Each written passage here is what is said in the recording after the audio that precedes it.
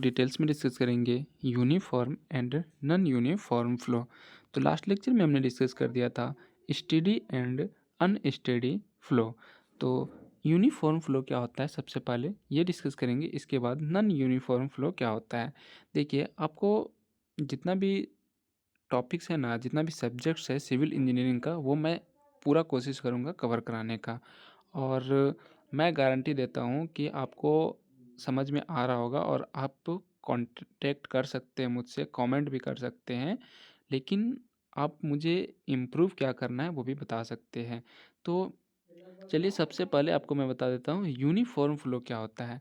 तो लैंग्वेज देखना बहुत ज़्यादा इम्पोर्टेंट नहीं रहता, मैं बोल क्या रहा हूँ उस चीज़ों पे ध्यान देना आपको और उस चीज़ों को याद करने का, समझने का कोशिश करना है आपको। तो यूनिफॉर्म फ्लो वैसा फ्लो जो कि फ्लो प्रॉपर्टीज जो depth, velocity and discharge length के अलोंग कांस्टेंट रहता है या स्पेस के अलोंग हमेशा कांस्टेंट रहता है, उस फ्लो को हम लोग बोलते हैं यूनिफॉर्म फ्लो। तो यूनिफॉर्म फ्लो जो है वो हमेशा किस पे डिपेंड करता है, हमेशा टाइम पे डिपेंड करता है, लेकिन स्पेस पे डिपेंड नहीं करता है। क्यों नहीं करता है? क्योंकि कहीं पर भी हम लोग depth, velocity and discharge measurement करेंगे तो वो हर जगह क्या होगा, सेम होगा, कांस्टेंट होगा। इसीलिए यूनिफॉर्म फ्लो को हम लोग बोलते हैं कि ये टाइम डिपेंडेंट है, और टाइम जैसे ही चेंज होगा तो यूनिफॉर्म फ्लो का जो फ्लूइड का फ्लो प्रॉपर्टीज है वो चेंज हो जाता है। तो उम्मीद है आपको समझ में आ गया होगा कि यूनिफॉर्म फ्लो टाइम पे डिपेंड करता है और ये लेंथ के अलोंग या स्पेस के अलोंग इसका फ्लो का जो प्रॉपर्टीज होता है, डेप्थ, वेलोसिटी एंड डिस्चार्ज, वो चेंज नहीं होता है।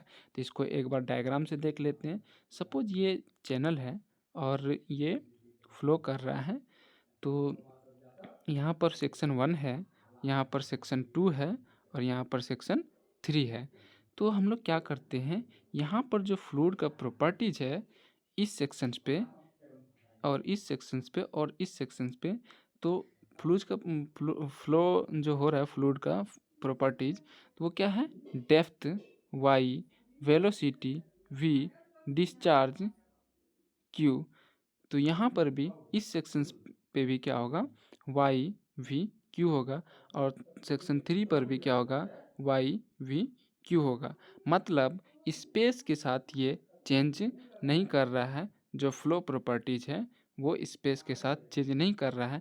लेकिन जैसे ही टाइम हम चेंज करेंगे, ये 1 बजे देख रहे हैं हम लोग, फिर 2 बजे देखेंगे तो ये क्या हो जाएगा, y1 हो जाएगा, v1 हो जाएगा, Q1 हो जाएगा। सेम उसी तरह से सेक्शन 2 पे देखेंगे, Y1 हो जाएगा, V1 हो जाएगा एंड Q1 हो जाएगा, Y2 हो जाएगा, V2 हो जाएगा एंड Q2 हो जाएगा। इसके बाद 3 बजे फिर देखेंगे तो ये Y2, V2 एंड Q2 हो जाएगा। फिर Y2 सॉरी वाई हाँ, यहाँ पर भी Y2, V2 एंड Q2, यहाँ पर भी, यहाँ पर Y1, V1 एंड Q1 होगा। तो इससे यही पता चलता है कि स्पेस, कहीं भी स्पेस चेंज करने से फ्लूइड का प्रॉपर्टी, फ्लो का प्रॉपर्टी चेंज नहीं होता है, लेकिन टाइम जैसे ही हम लोग चेंज कर देते हैं तो फ्लूइड का फ्लो जो होता है उसका प्रॉपर्टी चेंज हो जाता है। तो इस टाइप का फ्लो को हम लोग यूनिफॉर्म फ्लो बोलते हैं। लेकिन अगर लेंथ के साथ स्पेस के अलोंग अगर फ्लूइड का प्रॉपर्टीज चेंज होता है तो उसको हम लोग क्या बोलते हैं, वेरी करता है, तो उसको हम लोग बोलते हैं नॉन यूनिफॉर्म फ्लो। उम्मीद है आपको समझ में आ गया होगा।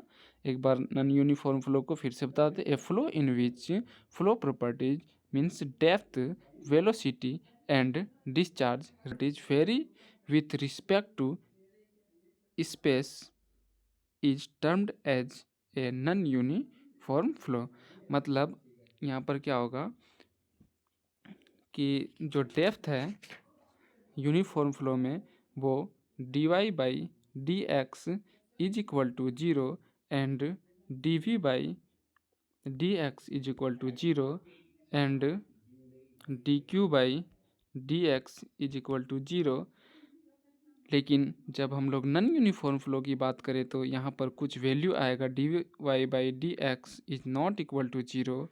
सेम उसी तरह D V by D X is not equal to zero, D Q by D X is not equal to zero.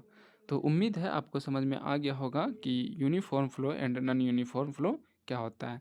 Uniform flow time